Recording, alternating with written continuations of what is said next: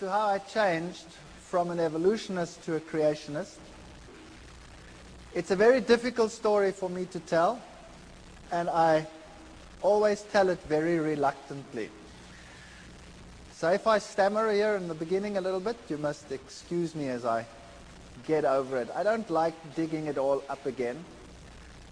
But there are occasions when it is important to show people how God has led in one's life. And so I have to start the story with the very beginning. And maybe then from the background we can see why things happened as they happened. It is a strange story. Some of you might think that parts of it are incomprehensible or may even seem too strange to be true. But it did happen, and it is a fact that it happened like that, and I cannot take it away, so I will tell it as it happened, at least what I remember of it. I was born in a family where my mother was a very staunch, solid Lutheran. She was very faithful in her religion. And my father was a Roman Catholic, and he was very faithful in his religion as well. In those days, it was before the days of Vatican II, and Protestants that were not Catholics were considered to be lost according to Roman Catholic doctrine. But in marriages between Protestants and Catholics, it was essential that the Catholic counterpart in that marriage was to promise that the children would be raised Catholic. And my mother accepted that, and she knew that I would be raised Catholic, and I was raised Catholic. And there was never any argument about religion in our house. My father and my mother respected each other. My father had a couple of problems with the church at one stage because of this marriage, but they overcame them, and then no problem concerning religion ever cropped up in our house. And when I was still quite young, I was about 8 or 7 years old, my mother became ill, and she was diagnosed as having cancer. And they actually gave her a relatively short time to live. They said she would have about 3 to 4 months to live. But she was a very tough lady, and she managed to stretch that to about 4 years. She died when I was 12 years old. But those 4 years were very, very miserable years. She really suffered more than anybody else that I have personally been in contact with. She lost one part of her body after the other. They had to do mastectomies, and then they took out part of her intestines, and she had to have colostomies. And eventually she just lost more and more and more, and she had one operation after the other. In those days, they weren't as sophisticated as they are today. They burnt her under the radium treatment. They forgot her there. They had to peel off black pieces. So she really suffered tremendously. And through all this, she never, ever, ever gave up her faith. And I was very attached to my mother. But because of all the problems in the house, and a mother that was on the verge of death for a long time, over a 4-year period, there was also quite a bit of tension in the house. Now, while at school, I received religious instruction, of course. I was in a Protestant, largely Protestant school. It was the German school, and I received religious instruction separately. The Catholics went to the nun, and she gave religious instructions. Now, I've met some very nice nuns in my life, and I've met nuns that are really gentle and soft people and are very nice to everyone around them. But this particular one, where I received religious instruction, was a very hard person, according to my youthful experience that I had at that time. And she would constantly tell me that it was such a sad thing that my mother, who being Protestant, would not see the kingdom of heaven, but that she would roast in hell forever and ever. And I resented this very much because I was very fond of my mother, particularly since she had such suffering in her life. And this carried on for about 3 years, 4 years, while my mother was sick. And the more it carried on, the more rebellious I became about the teachings that I was confronted with. I used to attend church very regularly. I had to go to church every Sunday with my father. I went through all the things like communion and all the things that Catholics do. And I became so resentful in the end that I used to be incredibly cheeky in the religious instruction class. And I was then thrown out of the class and told that I was to sit outside in the courtyard. And then for a few years I had living hell in that school because the headmaster was somehow in cahoots with all of this, and whenever he spotted me, he used to thrash me. And I used to take this quite well. I can be quite arrogant, or I used to be very arrogant. Maybe not quite so much anymore, but if you bonks me on the bean, maybe the old man will surface. I don't know. I fight against him all the time. And he used to thrash me, and I remember distinctly I used to bend down, and he used to hit me once, 2, 3 times, and I used to ask him, "Are you finished yet, or is your arm lame? What's the matter with you?" And he used to get so angry that he used to really whack me, and when he got to 6, then I'd say, "1 more please, because then I can take you to court. You're only allowed to hit me 6 times. That's the law." So I wasn't very popular. But the point arose where I was sitting in the class one day, in the religious instruction class again, and this lady, this nun, told me again that people who were like we were, and particularly my mother, would go to hell forever and ever. And I got so angry, I took the catechism book and I tore it and I threw it at her feet, and I told her in not too kind a language, even for that age, what she could do with her God. And I was thrown out from that day on a permanent basis, and I had to sit outside in the courtyard whether it rained or whether the sun shone. And my life in that school was absolute misery. I never told my parents. Nobody ever knew what was happening. There was another teacher as well who used to call me to the front. Before the class even started, "Would you please come to the front?" And I'd go and stand in the front, and he'd hit me left, right, and threw me out. So I was being thrown out of 2 sessions on a regular basis, and I became an impossible child. I used to sit up in the trees when they come and look for me, the teachers, and I'd have these pine cones, and I used to throw them. Oh boy, those were the days.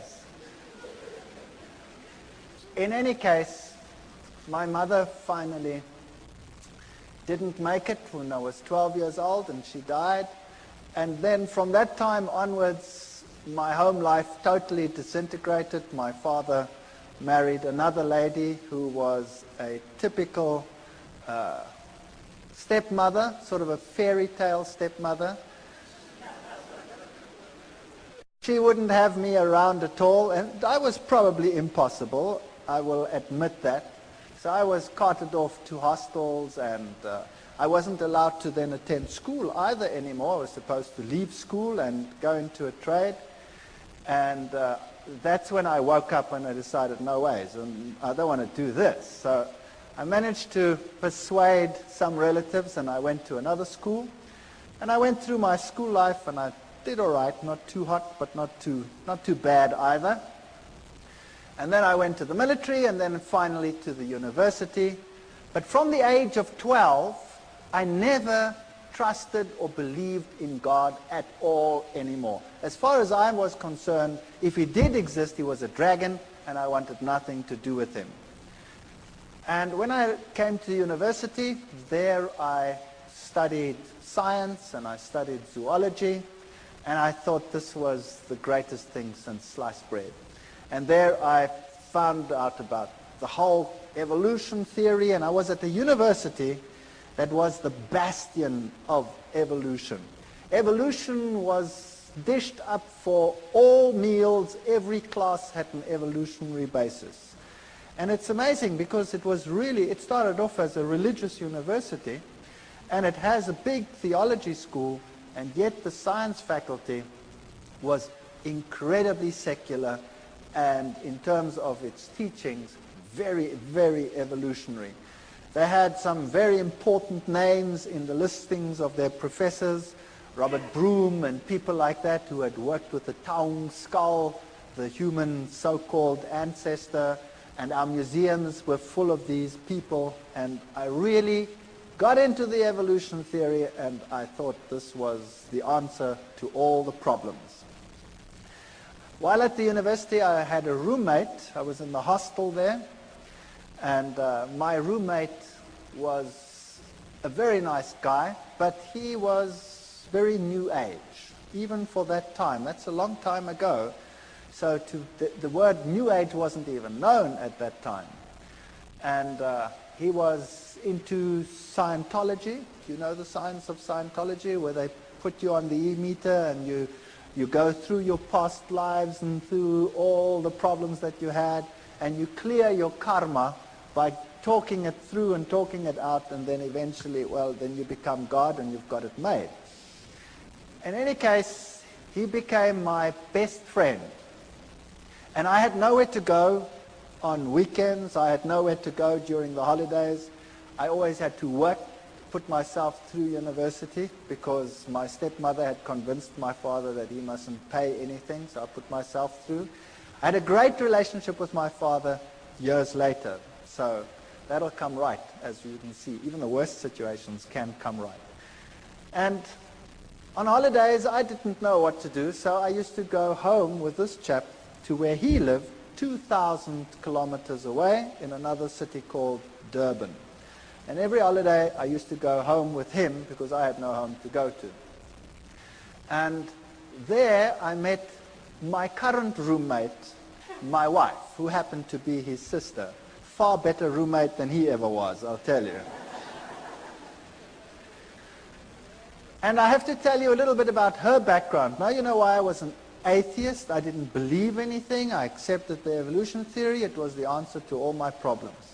Now her background was entirely different. Her father worked in his younger days for a newspaper, and he was sent to investigate all the strange occult occurrences in the country.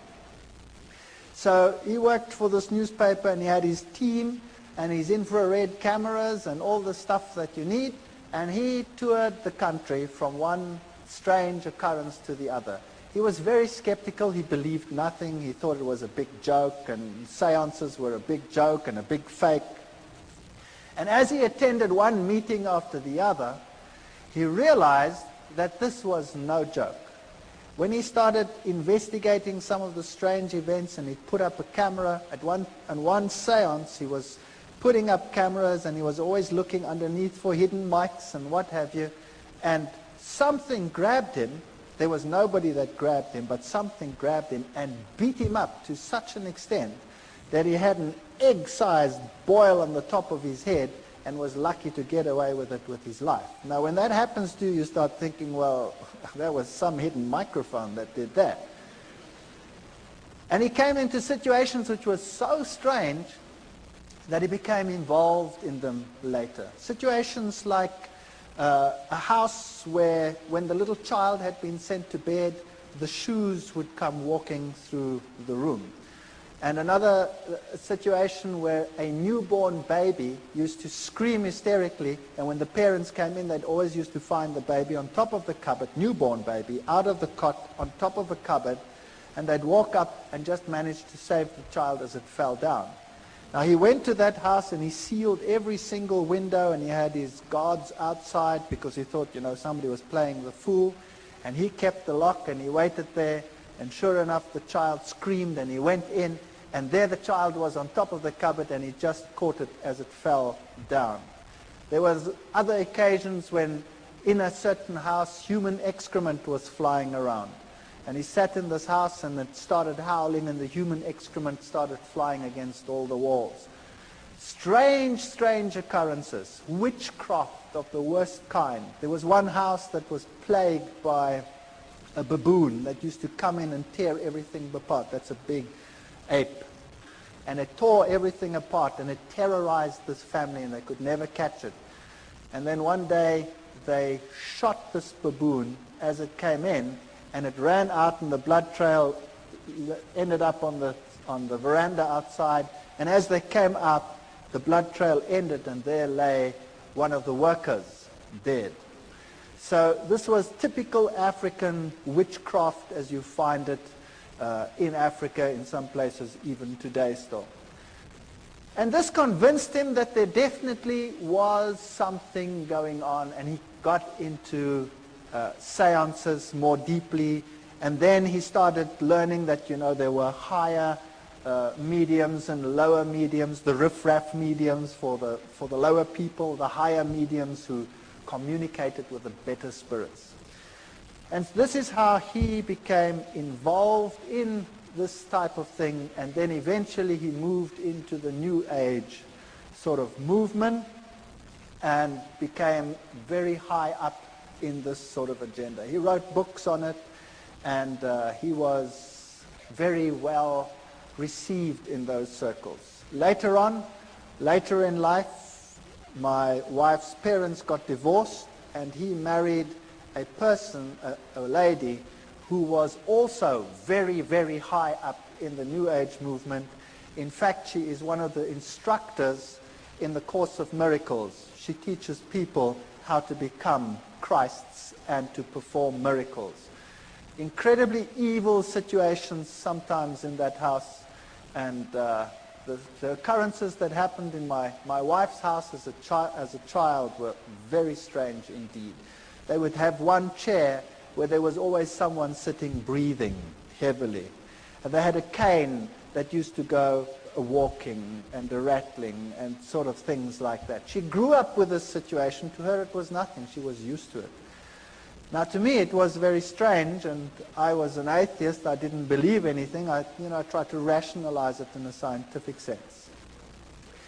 And then when my wife and I got married, we moved to the city where I was in the university, and for years there was no real problem. And then my wife, we had the first child, the second child, and then the youngest child my wife was expecting when my father-in-law came to visit. And he moved into an outside flat that we had, an apartment, and there he stayed with us. Now thinking back, I know that this is where it all started. Because if you have an occult presence, then you will have this influence on your home for a long time. I can perhaps tell you that when we were just married, we moved to very close to them, and there were very, very strange occurrences in our house. Absolutely horrendous occurrences on some occasions. Our dishes would fly through the rooms and smash against the walls and things like that. Or you'd park the car and the car would rock and fall over against the side of the garage. We had very strange happenings on a previous occasion. But you forget about those things, and later on you rationalize them as well, and you say they didn't exist or they were strange. When my wife was expecting this last child, when my father-in-law moved in, she became very ill indeed. So ill that we didn't think that she would survive. And she was in hospital, in and out of hospital, and on a respirator, and she was very, very sick. And then we decided that there must be something wrong with this pregnancy, and the doctors had a look at it, and they said that the best thing to do would be to have an abortion, because the child was probably dead. They didn't have a scanner at that stage in those hospitals, so they couldn't tell properly, and they didn't know whether this child was perhaps dead. So we decided that we'd have to transfer to another place where they could do a scan, which we then did. And she was very ill. She had a very high temperature, and they did the scan, and this little fetus was only about so big, and he was perfectly well, and he was sucking his thumb, and we decided that we weren't going to do this. We were going to sit through it and see what happened. And eventually, through 9 months of hell and of sickness and coughing, and more in hospital than out of hospital, my wife was discharged, the child was born, and this child was the most miserable child that you can imagine. He was impossible. He used to scream from morning till night. If you wanted to feed him, you had to wrap him round and round in a blanket so that he couldn't move his arms, or else he'd claw and scratch at you while you were feeding him. And if you put him to bed, he would scream and scream and scream. And so we had a technique where you sort of sit there and rock and rock and rock the bed until he finally falls asleep. Then you sneak off to bed and you try and fall asleep, and the minute you sleep, he screams again. And this carried on for months. It was absolutely chaotic. And nothing you could do could console this child. My wife was a wreck, I was a wreck, we were all totally destroyed. And then, one night at 2 o'clock, I had a dream that I was being strangled. And it was so vivid that I woke up with this perspiration falling down my face, and my heart was pounding like some drum inside me. And I sat upright and tried to recover from this terrible nightmare. And the next moment, the little one in the next room screamed as if he was being murdered. And my wife and I got such a fright, we stormed out of bed, ran to this little baby, picked him up, and as we picked him up, he started shaking violently. And his temperature would rise, and then he'd go into fever cramps. And so we rushed him off to hospital, and they had a look at him, and they had to put him in a refrigeration tent. They had a tent sort of that's cooled, and put him on a drip, and then it would be touch and go whether he would live or whether he would die. And he'd recover from this and come back home as impossible as he was before. And it would go fine for about 2, 3, 4 weeks. I can't remember what the gap was in between. And then precisely 2 o'clock at night, exactly 2 o'clock, it was uncanny. We had a clock on our bed, and it was a display clock, so you could see exactly 1400 hours, and 2 o'clock, whatever it was, 2 o'clock in the morning, that's when I woke up, with this terrible feeling that I was being strangled. And I shook my wife and said, "I've just had that terrible dream again." And then the little one would scream in the next room, and we'd run, and we'd pick him up, and the same thing would happen. It was so bad that we would think that we wouldn't make it to hospital, the child would die. There was nothing you could do. As soon as he started the screaming, his temperature would just rise, and it would just go so high that he would fall unconscious. Eventually they got to know us so well that the hospital had this place prepared for him whenever it was necessary. They didn't know what was the matter with him. They could never find out. On one occasion, the doctor said they have to do a lumbar puncture because there must be something wrong with his cerebrospinal fluid. Maybe he has some brain infection that is causing this. And I remember taking him to this hospital, and he was just a baby. And afterwards, he screamed so that my wife became quite hysterical. When the doctors came out, they said, "This is incredible." There were 4 adults that had to hold this child down He was less than a year old, and 4 adults had to hold him down because he was plucking them around. So this little chap was, if anything, definitely very much possessed. And you can rationalize it if it happens once, and you can rationalize it if it happens twice. But if it keeps on happening for weeks and months on end, that at precisely 2 o'clock you have an experience in one room, and then immediately thereafter there's a scream in another room, then the law of statistics tells you that no matter how atheistic you are and no matter how scientific you try and be about this issue, the two incidences are connected. And I was sitting in the hospital one day. My wife and I took turns to be with the little one, and he was in a very bad state. And it had happened for the umpteenth time. And there I was in the hospital, and I was marking papers. I remember it as if it were yesterday. I was marking. And all of a sudden, in this refrigeration tent, this child started shaking. And he started getting one of these attacks and fits in his bed. So I went and ran and called the nurse, and I picked him up. And he shook so that he tore the drips out. Now, this child had been on so many drips that they couldn't find the veins anymore on his arms or on his legs. So they had to put it into the veins here on the head. And he shook so that they tore out. Now I've got this child in this fit, and I've got this child with this thing torn out, and he tore the vein completely, so the blood was running down his face. And it was such a horrible sight that I went crazy. I couldn't handle this. And eventually he calmed down, and they put him back in the tent, and they got the drip back in, and he managed to survive the night. But that night I sat there and I said to myself, what can I do? There is no medical help. Nothing can help us. And the two incidences must be connected. Where do I find help for this situation?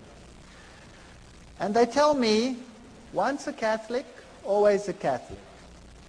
And as I was sitting there that night in that hospital, mulling over these things, you know, the images of the Catholic Church and its power over demons, and the film The Exorcist was just in circuit. And I thought to myself, perhaps I can go back to my old church and ask them to help me. So I made a resolution that I would do that because I had no other way out. And the next day I went to the Catholic Church, and the Catholic priest was sitting in his room, and I remember this as well too. He had the glass there, and there was a brandy bottle there, and he wasn't too sober. And I went up to him and I said to him, you know, I'm a Roman Catholic, but I don't come to church, and I have a problem. And he said, well, what is your problem? He was very nice. And I said to him, well, you know, I'm an atheist and I'm a scientist. I don't want to talk about this thing like this. And I sort of ummed and ahed, and I said, yo, you know, well, I have a problem at home. He says, well, what kind of problem? I said, well, it's a problem concerning strange happenings in my home. And he says, oh, no. I want nothing to do with that. And he said, it's not my field. Give me your name. Give me your telephone number. We'll come back to you. So I gave him my name and my telephone number. All I'd said was, I have strange happenings in my home. That's it. And I went home and I thought, well, that was a lot of help. Thank you very much. And I wasn't home very long when I got a call from another priest. And this one sounded very sophisticated. And he told me whether I would like to meet him at a monastery nearby. So I went to the monastery, and there was this old man. And he was so impressive. He really made such a powerful impression upon me. He told me to sit down, and then he started to tell me what the problem in my home was. And my mouth fell open. If there was a fly, it would have gone straight in. He told me there was a problem in my house, that Satan was trying to kill my son. and that we were being terrorized. And I said to him, that's impossible. How do you know that? I never said anything to anyone. He says, never mind how I know. I also know, he said, that the problem in your home is so severe that it will take the highest levels of action in order to get rid of it. And we will also have to say a mass in your house. And then he said to me, it is illegal for me just to say a mass in any house. To say a mass in a private house, I need to have permission from the bishop. And I already have it. Here it is. And there was the signed permission from the bishop to say a mass in my house. He knew beforehand what was going to happen. He knew beforehand that he needed the permission. And everything was arranged before I even told them what the problem was. Now that blew me out of the water. Then I said to him, fair enough, then you can come to my house and you can do whatever you have to do. But I have a problem in that I was or am an atheist. And I haven't been to the church. And now you're going to say mass and all these things in my house. And, you know, I've been a bad boy all these years. And he said, but surely you won't be an atheist anymore. And I said, what about my wife? She's not even Catholic. She's Dutch Reformed. He says, no problem. So he came and he spoke to my wife, and my wife was as impressed as I was, very impressed. And he said, take me through the house. And we went through the house, and when we got into the little one's room, all of a sudden, he started falling around. And he couldn't stand anymore, this old man. And I stood there behind him, and I was sort of doing this behind him, you know, like they do on the stage in some of these ministries where the guys fall out and they don't know which way they're going to fall. Well, it happened there as well, and here he was, shaking and perspiring and really being battered. And eventually it calmed down, and we went to the other rooms, and then we came into our bedroom, and he was thrown around again, but not as bad as in the little one's room. And then he said to me, the little one's room is the worst place in your house. Now we have to exorcise your entire house. Bring me some water. We brought him some water. And then he took out special salt, which he said was very special exorcism holy salt. And he made the sign of the cross with the salt in the water. And then he also told me that he had a special ring with him which had the relics of a particular saint that was potent in terms of exorcising. And this priest, had been an exorcist for the Roman Catholic Church in many countries. He was Irish. And then he took this bowl of holy water that he had made, and he went to every single window and door in the house. And he took it and he put a cross on the windows. And of course, as it evaporates, you have this faint cross of salt on your windows. And he went through the entire house with this holy water, and then he put the holy water down. And he said, now we tell the Mass here in this child's room. And he prepared everything. And as he was preparing, we had lots of pets in our house. We had a dog and 2 cats and you name it, all the good stuff that one has when one has kids in the house. And as he was preparing, all of a sudden, all the animals came running into this room. And there they sat. And I looked at this and I said, this is weird. What's going on here? And he did the Mass. And then before he left, he said, what you have to do now is above every child's bed, you have to put the following. And he took out of his pockets amulets from Lourdes, where Mary had appeared. And he gave an amulet from Lourdes. He said there were many fake ones. This was the real thing. And we had to put it above each child's bed. And then he did an amazing thing. He took his ordination cross off. And he gave it to me and he said, this one you put over the little one. I hate it when the devil destroys little children. And we hung it up over there, and my wife was giving pottery classes at the Technicon at that time, and she'd made a very beautiful pot, and so she decided to give it to him as a gift, because how do you pay for what he did? I mean, what do you do? So she gave this to him as a gift, and he said, this gift is so precious, I'm going to give it to the nuns that are in a certain monastery where they never ever come out and see civilization. And then he left. And that night, we're very expectant. We take this little child, and he's quite happy, really, not screaming as usual. And we take him and we tell him it's time for bed. Now, normally that was enough to have blue murder in the house. And he was quite happy.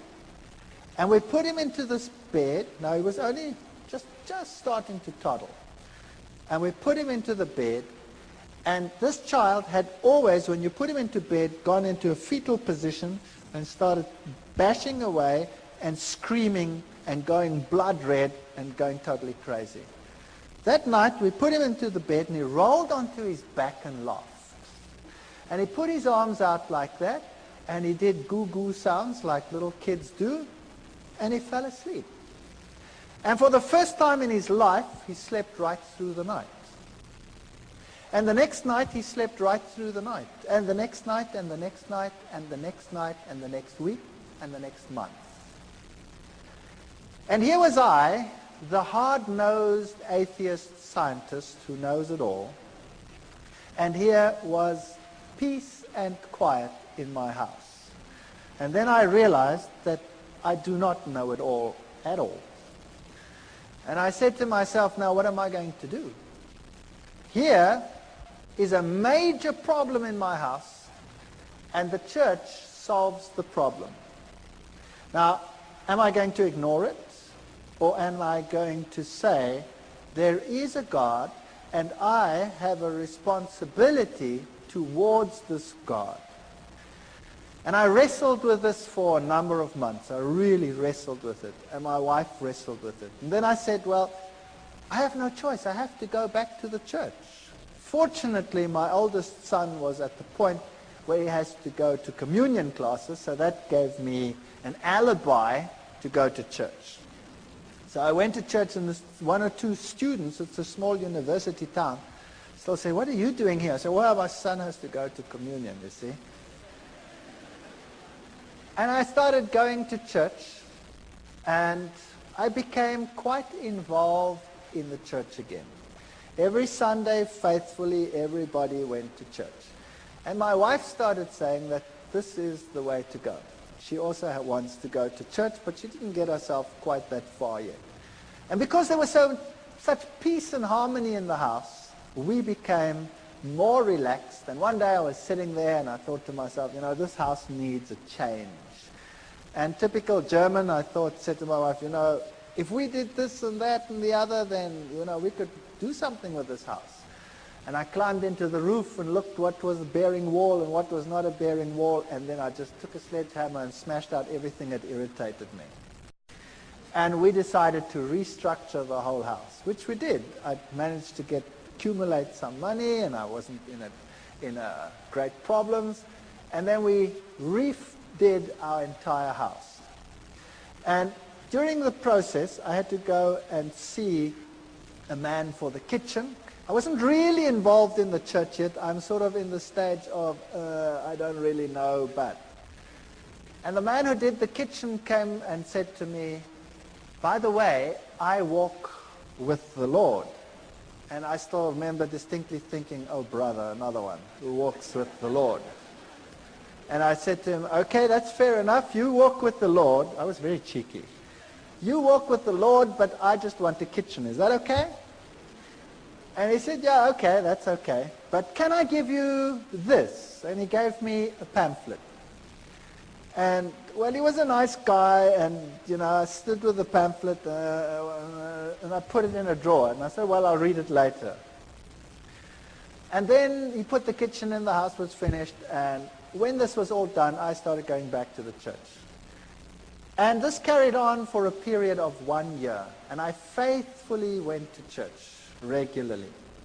And I always sat there on a Sunday morning and I marveled at all the things that I knew were happening in the Catholic Church. I went through the catechism again as my son went through the catechism.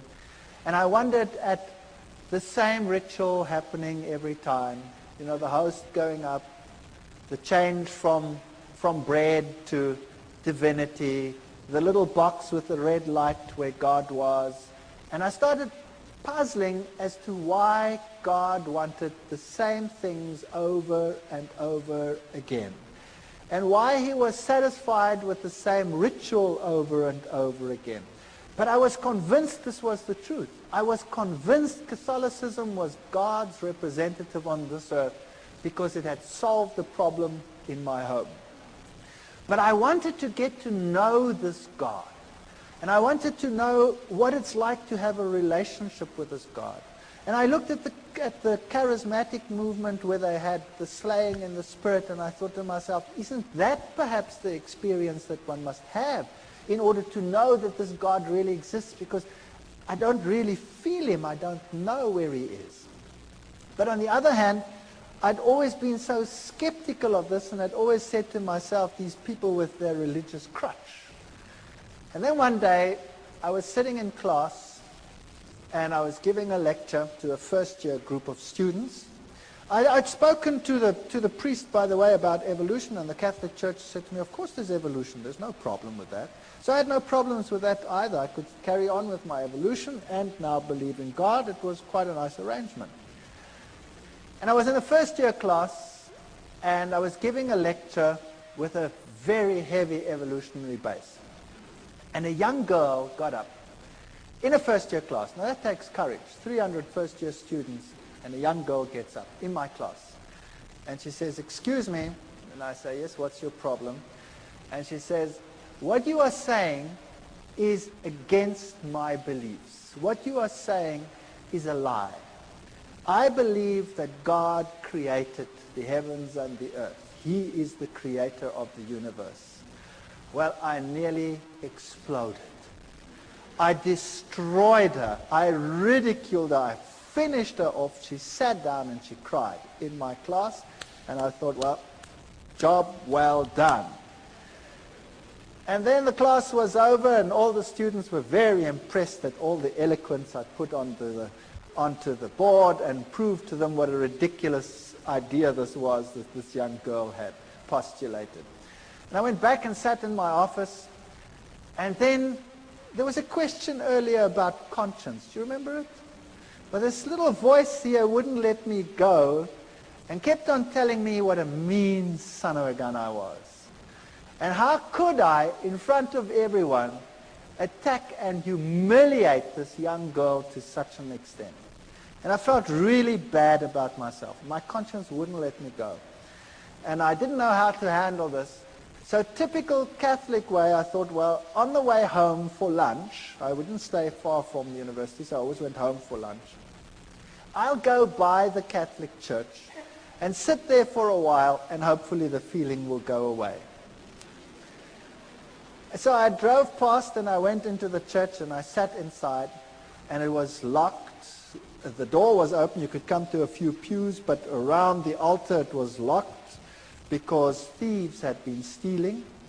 And I sat there and I spoke to God, and I looked at the little red light, which means that the host was present there, so God was present. And it struck me that he was locked up in that little box.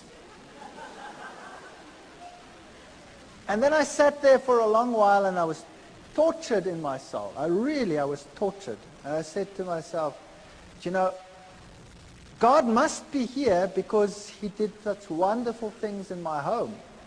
My family is totally different. My wife was willing to be converted. I'd called the Catholic priest to our home so that she could become a Catholic. And for some reason, he just never made it. He never made it. He always had something on, but he was still going to come.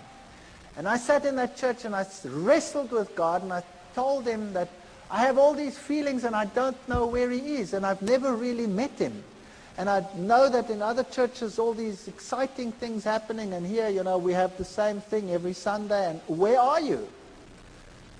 And I sat there in the pew and I said, okay, God, if you really exist, then now you must show me, because I really cannot find you. And with that feeling, I went home, feeling a bit better. And typical me, I was home quickly, and then I started rummaging in the drawer. I was looking for something, and all of a sudden, as I rummaged in this drawer, I pick up this pamphlet. This is now a year after this man who was walking with the Lord gave me this pamphlet. And I pick up this pamphlet and I start reading it. It was in German, and it had 3 columns. It had the law of God on the one column, and it had the law according to the Catholic Church, and it had the law according to the Lutheran Church. And then it explained how the commandments had been changed by the church, and it had the Bible texts of how it had been changed. And I thought to myself, no, what rubbish is this? This is absolute garbage. And I said to my wife, wife, I didn't say that, I called her by her name. I said, have we got a Bible in the house?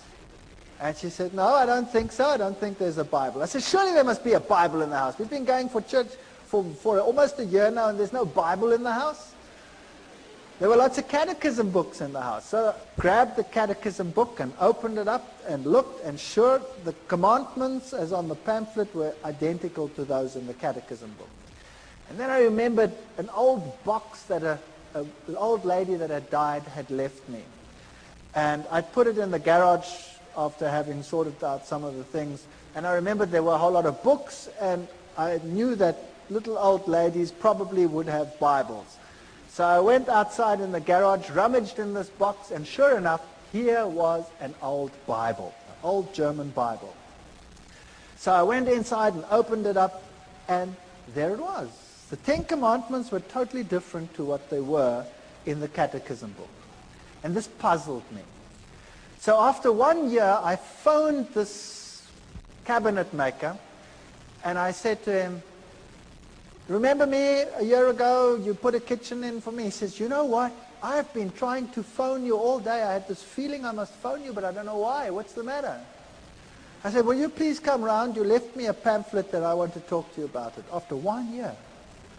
And he came round, and he was a nice guy. And we started talking. And then we started talking about the scriptures and about the Bible. And we started talking about the book of Daniel and the prophecies pertaining to Daniel chapter 7. And I went through it with him, and we wrote, and we worked till about 3 o'clock in the morning. And he came the next day and the next day. And in 3 days, we'd gone through Daniel and Revelation, all the historic facts and all these things, and I wouldn't believe a word of it. And then I decided that the only way we're going to resolve this is if I check whether every one of those facts is really so. Whether those kingdoms and those kings and all these things are really so. So I went back to the university, to the history department, the theology department. I got everything that I could lay my hands on, and I checked and verified, and it was really so. And then I started finding out that the little horn of Daniel chapter 7, if you take it as the Bible says, can be none other than the Roman Catholic Church. What a shock that was to my system. Then I got the Protestant view of the little horn being Antiochus Epiphanes IV, and I went through all of that and found out that it can't be him because none of the criteria fit. And also how the scripture had been changed on some of these points. But to be fair, I invited the Roman Catholic priest to my home. And I said, would you please come to my home? I have to talk to you on an issue. And he came. And my wife was there, and I was there. And I took the Bible, and I took the chapters in Daniel, and I went through with it in detail, and I showed him the change of the commandments and all these things. And then he said to me, I can't talk to you on this issue because I'm not into scripture at all. And I was stunned. Here was a priest, and he was not into scripture. He says, we have some specialists who are into scripture. But it doesn't make any sense to me, he says. And then he left. And then I had the ministers of other churches, and we argued right sometimes till the late hours of the night as to what the little horn was. And every time they come back to Antiochus Epiphanes, I'd show them, but it can't be because he comes after Rome, etc. It can't be in Greek times. And eventually they would all leave as well and say it can't be any other way. So I was confronted with this tremendous dilemma. And then the worst thing of all was we started talking about the Sabbath, this other man and I. And we went through the whole Sabbath thing. And then I said to him, but this is ridiculous. How can you keep a commandment which you keep because the Lord created in 6 days, the heavens, the earth, the sea, and all that in them is? That's ludicrous. Everything came into existence through evolution. And he said, no, it came into existence through creation. God created it. You know, the little girl pops up into my mind. And I said to him, but that's rubbish. He says, I'll prove it to you. I said, you try. And he tried. The next day he was at my house with a pile of books like this, all on creationism, and he gave them to me. And I remember going through those books. I was sitting in my office. I used to give my class and run back, and I went through those books very quickly. And I gave them back to him in a very short time period and said, there are your books. And he says, what do you think? I said, I've never read so much garbage in all my life. So he said, don't worry, and he brought me another pile like that. And I went through that lot, and it was so confusing and so full of garbage. So I gave it back to him. And I said, it's so unscientific, I cannot accept this. So we argued about God being a creator or not a creator, and I would kill him with science. I had all the terminology. I was a lecturer. I was an evolutionist. I knew what to tell these people. I've been trained to wipe out people who oppose, you know, the scientist on any of these fields. And he got so frustrated with me. And in one day he was so frustrated, he said, you know what? I said, what? He says, I haven't got a problem with evolution creation. You have a problem. You solve it.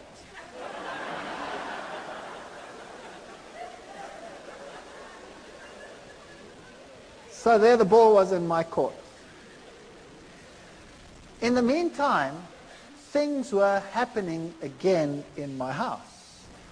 The little one would again become miserable every time it was time for bedtime. He again became grouchy and screaming and what have you. And we also noticed that whenever we had a moment of peace, my wife and I, we studied the scriptures like, I cannot tell you how we studied it. I finished a Bible. In 2 months I had to throw it away. It was finished. It fell apart. And my wife was studying.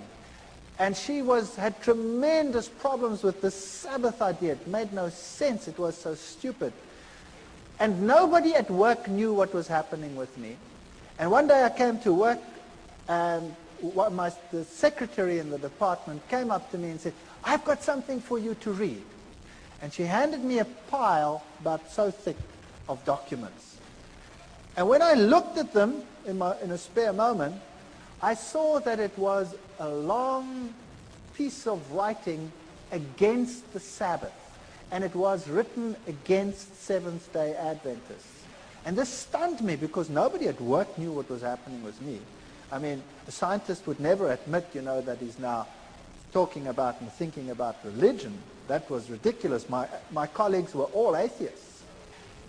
And I took this and I thought to myself, no, what am I going to do with this? I haven't got time with this. I'm wrestling with evolution, so I gave it to my wife. And I said, yeah, here's fodder. You go through this. Maybe there's a way out of all this.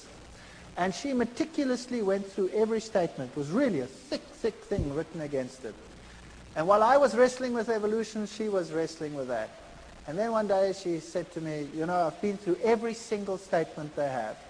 And every single one, I've put it next to the Bible. And every time, this is the word of man, and the Bible has something else to say. So this document here has now convinced me that the Sabbath must be right. That was something. So a document written against the Sabbath proved to her that the Sabbath was actually very important and right. But I still had a problem. a major problem. I couldn't accept it because I'm not going to keep a day for creation that took 6 billion years, let alone 6 days. And the ball was in my court, and at that stage, everything started going wrong again in my house. And when we picked up the Bible, the little one would go hysterical. Whenever we had a spare moment, he would go hysterical. And eventually, he took a bottle of wine, we'd been drinking wine, and he smashed it. I wasn't in the room at the time, but I just heard the glass breaking. And then we came out, and he was walking all over the glass. And his feet were cut to shreds. His big toe was almost severed. So back to hospital. They sewed the toe back on, and it was a nightmare from then onwards in our house. And I was wrestling with the Sabbath issue. And I stood in the library one day. We had the biggest evolution-based library in the Southern Hemisphere at that university. And I said to myself, you know, there must be a solution. And I said in my mind, God, if there is something wrong with this theory of evolution, then I haven't found it yet, and you must show me, because nobody else can show me. And I went into this library, took out a book, and as I walked out the door, a colleague stopped me and he said, hold it. There's another book you must take, which is the same book as that one, but the new edition, it's on the back shelf. Very strange. So I went to the back and I took that edition as well. I took them both and I went to my office. And then I started reading. But I started reading them both at the same time. And then as I looked at the one, the old edition would say that there is a major problem with the cetaceans, with the whales, because they appear suddenly in the fossil record fully formed. And there is no evidence that the one gave rise to the other. The new edition would couch it all in scientific terminology, would say cetaceans have an ancient origin and evolved from such and such to such and such and such and such and such and such. And I went through them, one model after the other, and the old one would admit to the problem, the new one would never admit to the problem. And that's when I started thinking, wait, there's something wrong here. There's something fishy here. And whenever I went into the library, it was if some miracle would happen. I would take out something, and the very next thing I would take would be exactly the opposite on the same issue. And very quickly, I had a big pile. And then I was giving classes at that time in genetics, and I started thinking about this. And then I started working out this genetic thing, and much as like we did over here. And I started thinking about what are the problems. Let me now objectively, just for once, sit down and think, what are the problems? And I came up with such a pile of problems that it stunned me. And something must have been helping me, because the problem list was so enormous, it was unbelievable. And then one night I was sitting at home, and child was impossible. He went to bed, and we went to bed. 2 o'clock at night, I had a dream. I was being strangled. And the little one screamed in the next room, and we ran, and the same thing happened. But he didn't get so sick that he had to go to hospital. He just got a very high fever, and we could handle it somehow at home. And then I contacted this other person, and I said to him, you know, there's something very strange here. I know that from the scriptures, the system, the Roman Catholic system, cannot be God's system.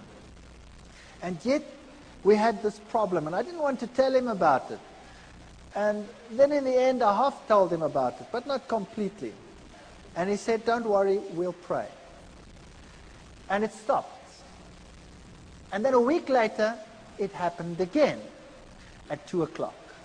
And what had happened, unbeknown to me, he had gotten a number of people together and told them to pray at 2 o'clock every night. Get up. And they set their alarms judiciously and got up at 2 o'clock and prayed for a family they didn't even know.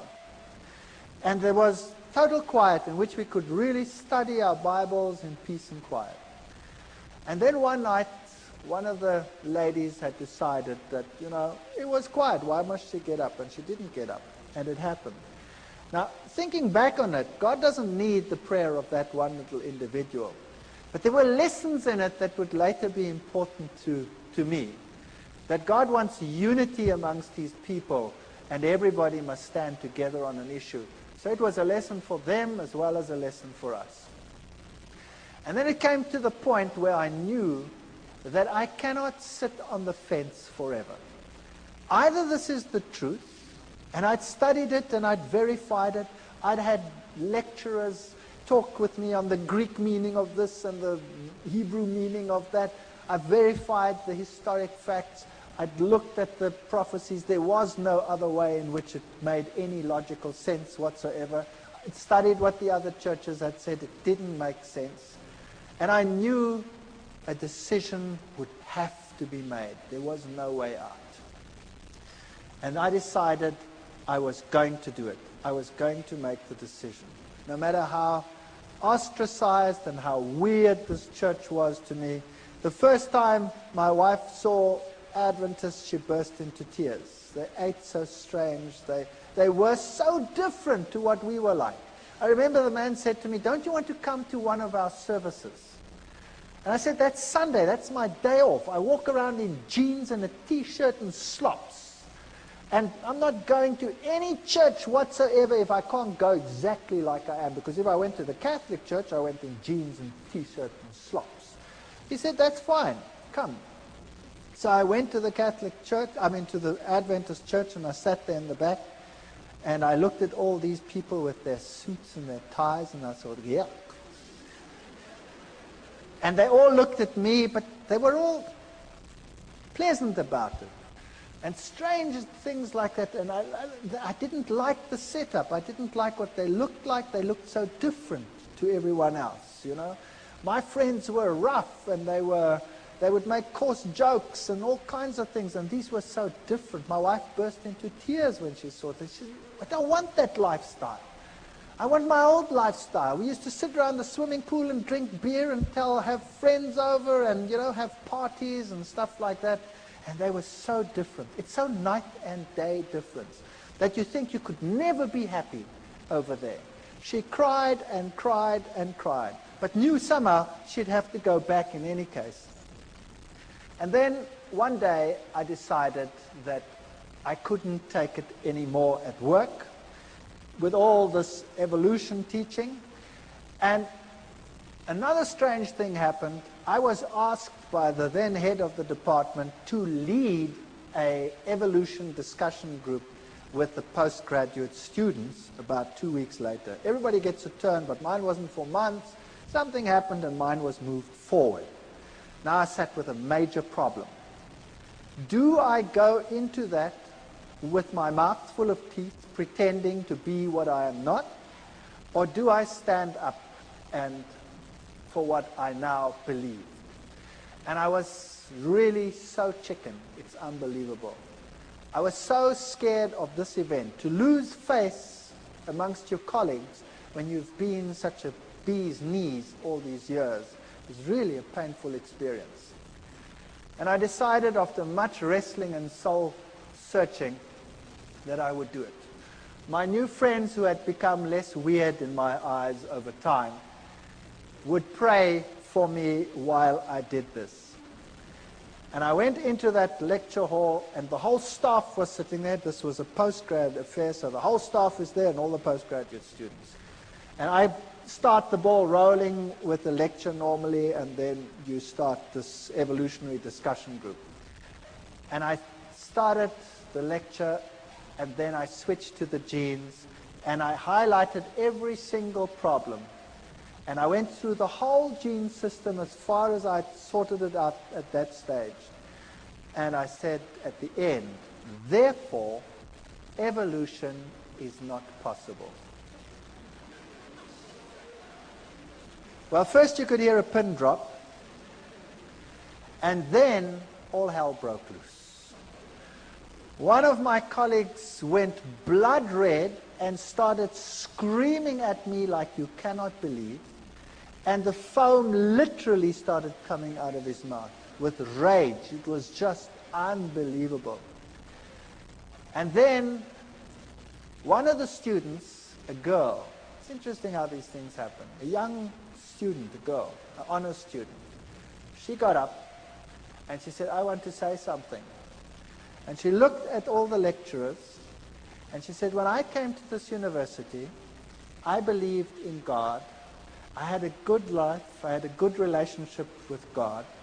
And now I believe nothing anymore. I've lost my faith. My life is falling apart. And you have robbed me of my faith. And now Dr. Veit is giving this lecture and showed me now that you had been misleading me. Can you imagine what happened in that department? That was the end. My life was not worth 1 cent in terms of my scientific credibility. I was finished. When I walked down the passage, my colleagues would turn around and walk the other way. And I decided there and then that it was impossible for me. Then we had a meeting, a special meeting where they decided that the basis of all teaching must be evolution. And of course, I couldn't go along with that. So I decided I would resign. So I resigned. And the head of the department said, you know, you can't just do this. I mean, I had a lot of students, and I was quite popular amongst the students. And I had most of the postgraduate students were under my supervision. And then the rector of the university called me in. And the rector said I must come to him. And I thought to myself, wow, now I must go to the rector. What do I do? I've got nothing decent to wear. I've never possessed a suit in my life. I bought the suit to go and see the rector. Can you believe that? And when I put on the stupid suit to go and visit the rector, something struck me between the eyes like a hammer blow. It's just a personal thing for me. I thought to myself, now look what you're doing, you idiot. You go and put on a suit to go and speak to a man, but when you go to visit God, you go in jeans and a T-shirt. Purely a personal thing. I don't mind anybody coming to church in jeans and T-shirts. That's fine. It's just for me personal. And that bugged me. And then I went to the rector's office, and I sat there opposite the rector, and we started talking. And he talked with me for 1 hour. And it was very difficult for the university to get rid of me because I had all these students. And we started talking, and then eventually he said, you know, what if you decided that you do not rock the boat anymore? Then, you know, we could give you something better. Well, that would be a professorship. I was a pretty young guy. I would just about be the youngest professor in the university. And I looked at him and I said to him, the price is too high. And I will leave in any case. And then he says, that's very interesting. By the way, who do you think has the truth? And there I sat, my mouth full of teeth. Do I admit that I believe that some little sect that everybody detests has the truth? And do I say this to a man who has this high position in this university and in the government at large? And I said to him, well, you know, Christ, churches, whatever. I can't even remember what I said. And he said to me, no, that's not what I want to know. I want to know from you, who do you say has the truth? We went through the same ritual again. And he stopped me and he says, no, I don't want to know that. I want to know from you, who do you think has the truth? And I started off with this again, and in the back of my mind I heard this terrible cock crowing. 3 times I thought, oh.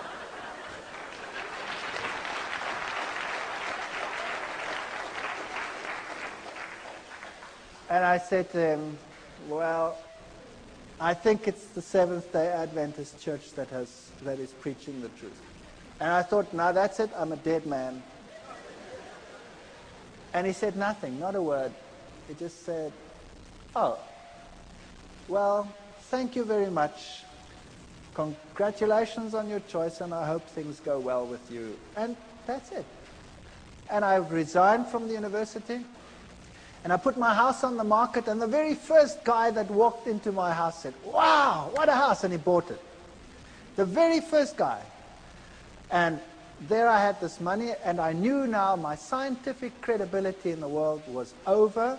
University was a career that I'd given up for my faith, and God would take care of me from now on, and things are going to be just honky-dory. I'm going to now take this money, and we're going to do something great with it. We're going to start a little farm somewhere, and we're going to get people to come, and we're going to witness, and we're going to do great things with all this money. And I got some guys together, and we started this thing. And then we planted wheat, and the wheat grew like crazy. And it stood so high that the farmers in the entire district came and said, "You guys, you work university, you know something special." And I said, "Well, nah, we're doing exactly the same thing you're doing," but I think to myself, it's because we're walking with God now. That's why our grain is so much higher than yours. If you would do the same thing, then your grain would also be better. You see, once a Christian, boy, everything will go just great. And I was quite happy to be out of the university, and we moved out to this place, and we started this whole thing going. And then our money was all invested in the land, and we had invested lots more money on loans and things for whatever is necessary to put in the wheat crops and all this sort of thing. And then a flock of birds arrived, such as you have never seen in your entire life. And they ignored all the farms with the little wheats on them, but they sat on mine and made it home. And they were just stubbles. And then, you name it, it went wrong. Sanctions came in against South Africa at that time. The economy was totally destroyed. Interest rates that had been at 3 and 4% shot up to 28, 30, 36% in some cases. And loans that were nothing to repay became a total nightmare. And the only means of making money was taken away, and we were totally destroyed. Everything I ever possessed was gone with the wave of a wand. It just ran through my fingers. And all the crutches that I'd been leaning on were gone. And the birds ate my fields. And I said to God, "How can you do this to me? How can you destroy me? How can you allow this to happen? And I have no means of supporting myself. I have nothing. My scientific credibility is zero. I can never go back to my previous job. I'm finished." And it got worse. And it got worse. And eventually we had nothing left. No food, no nothing. And my wife and I and the children, we sat down and we talked about it, and we decided, if this was the truth, and I don't believe that all the things that had happened were from the other side. You see, when I made my decision, that child of mine had changed. He became a totally different child. Whereas before, he wasn't sick, but he had a dark, somber look in his face. He changed to such an extent that he became the sweetest, nicest child in our entire home. He became a pleasure to live with. And I knew that what had happened before was a ruse. I know the Bible says Beelzebub wouldn't drive out Beelzebub. But what had happened in my house is that he wasn't driven out by Beelzebub. When the Catholic Church had come and done its thing, Satan had told his demons, stand back. And when you stand back and allow the child to lie back and relax, they will be ensnared twice as much as they were before. And it happened. But after we made our decision, this child was completely cured. He is the most spiritual of all my children. And he is so different that I knew that had to be from God. It was a totally different ballgame. The other interesting thing that happened was That same Catholic priest, after all this time, more than a year, out of the blue, while I was wrestling with this decision, phoned me. And I picked up the phone and I said, "Hi." And he says, "I'm Father so-and-so." I said, "Yes, that's strange. Why are you calling me?" And he said to me, "You know your father who's dead? Your father is having terrific problems out there in purgatory." It's true, he said that. And I said to him, "But how do you know?" Having done the study on the state of the dead and all these things and knowing what happened, I said to him, "How do you know?" He says, "The nuns that never see the world, they have been told by the other side that your father is in trouble and he is in trouble because of you. And you had better get back to the church quickly. And you had better start praying and having masses said so that this problem will go away." And I said, "Thank you very much for the information," and put the phone down and remember thinking, "You're too late, devil. You are too late." That man was a nice man, and he is deceived, I know. And the Lord will hopefully lead him to a better life and a better understanding one day. But here I was on this farm with no money, no means, no nothing, destroyed career, no chance of getting back, ostracized, laughing stock of the academic world, and no money. And we knelt down and we claimed every promise in the Bible and said, "Lord, you have promised you will take care of all our needs. You have promised that the children of a righteous man will never be seen begging in the street. There is no way out of the dilemma that we have. There is no money, there's no food, there's nothing. But we believe your promises." And we wrote a letter, and we put it down in writing, all the promises, and said, "You cannot lie. Therefore, these promises must be for us. And if our life out here is destroyed and our farm is destroyed, then so be it. There must be something else that you have in mind." And then we went to bed. And the next morning at 8 o'clock, the phone rang, and a professor from another university phoned me and said one of his colleagues has got a major problem and has to go away and has to take extended leave for a year. And they need someone to replace immediately, and the subject being taught is exactly the same field that I was in. And I said to him, "Well, what do you want me to do?" He says, "Well, you could come and give the classes." And I said to him, "But, you know, what about, He says, "Never mind, as long as you stick with science, and who cares, it doesn't matter. You come and would you do that for us? We're in a jam and we need someone and we know that you're available." And I said, "Well, that would be great. Thank you very much. When do I start?" And he says, "Well, we'd have to get it through the committees and probably in 3 months' time." And I said, "Okay, thank you very much." Put the phone down and said, "Nice try, God. In 3 months' time, I'm dead meat. I've got nothing to eat." And I was so depressed. And then about 20 minutes to half an hour later, the phone rings again. And it's the same man. And he says to me, "Something strange just happened." I said, "What happened?" He said, "I went to the rector's office to have him sign this thing so we can start the ball rolling. And the rector says, 'I have no time. I have no time for committees to call them together to get the process rolling. What is it you want?' And I explained to him what I want, that I have to replace it. And he said, 'Come here, I'll sign it.' And he signed it and he said, 'Appoint the man. He can come tomorrow if he has to.' So I said, wow. So when do I start? It was Thursday. And then he said, 'Monday. You start Monday.' I said, 'I start Monday?'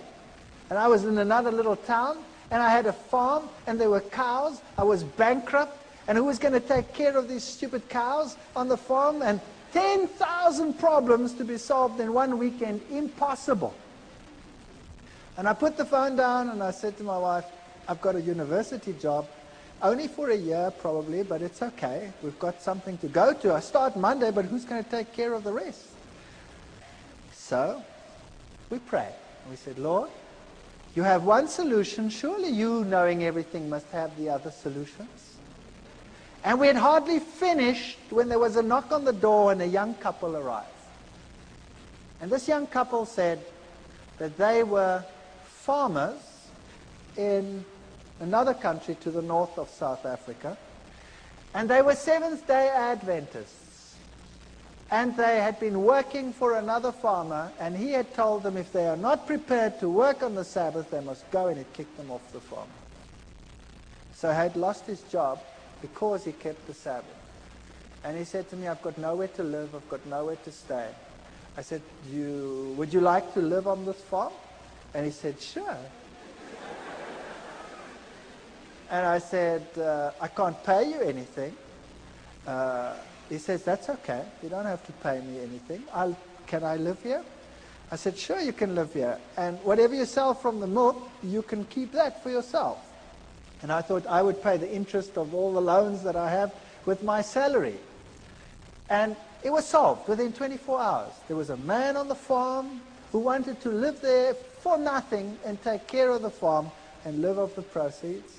And I had a job at the university. And I went to this university and I started teaching. And for the first few weeks, of course, I had no salary, no money. Also, another miracle within that same period, I got a house in the middle of a month, and I didn't have to pay till the end of the month. My kids went to school, and they got clothing, school clothes. They wear uniforms in my country. All the clothes, all the sizes, we put it on the bill at the end of the month. But I had not 1 cent to even buy a little bit of food to carry on.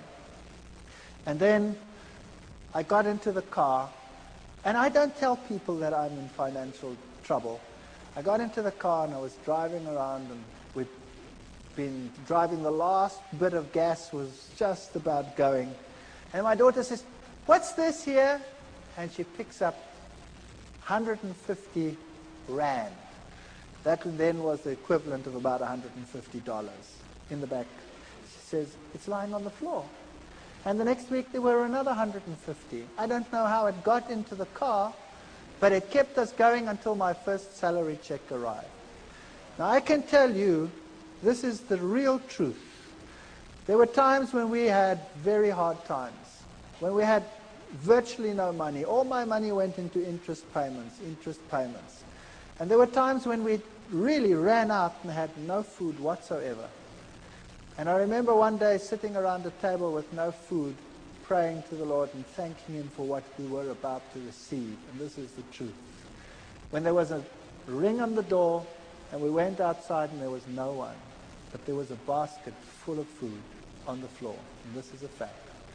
I'm going to tell you something, that if you know the living God, your road might not be a rose garden. You might not have the best of everything you need, but your water and your bread will be sure, and He will take care of you. While I was at that university, I was only teaching for 3 months when riots broke out within the university. There was such chaos in my country. There were riots everywhere. The rector ordered postponement of the exams, and then it didn't fit the timetable. Somehow it didn't fit. And one day I had to write earlier, and all my exams were on that day. And this head of department called me in then, and I said to him, what must I do now? I've finished here. I've done everything that I must do. And for 6 weeks there's nothing going on, just riots on this campus, no exams. I've got no exams coming. What must I do? He says, go away, go to the moon for all I care, and come back in 6 weeks. And in the meantime, somebody had arranged for me to go away for 6 weeks to the United States and to other places to look at all the petrified forests and things in the world. And I said to him, forget it, it's impossible. I've just started. I can't go and tell the man I want to go away for 6 weeks. And there were the 6 weeks. And I could go on the study tour. You saw many of the slides here. I could tell you one story after the other. I could keep you busy all night. I want to tell you that the Lord intervened with such power in our lives. And as we went through life again, back at the university, they started respecting me for the science that I was doing. And eventually I was given a permanent position. And eventually I started right at the bottom again. I was senior lecturer, here I was just a lecturer. And eventually I became a lecturer, and then a professor and head of department, in spite of what I believe, in spite of what I say. So if you think that God cannot take care of you, I want to tell you, He can do anything. I am in a secular university. I'm a professor and head of a zoology department in a secular university. I teach and preach creationism, which is impossible in terms of human imagination. And in spite of it, I have that position. Never be afraid to stand up for the Lord and for His truth. If you are genuine, God will take care of all your needs. I don't know whether it will be forever. Sooner or later, someone will close the tap. But it doesn't matter. The Lord will have something else. And He is offering the same to every single one of you. Take a step for what is right. Do what is right. And the Lord will fulfill every one of His promises. Thank you.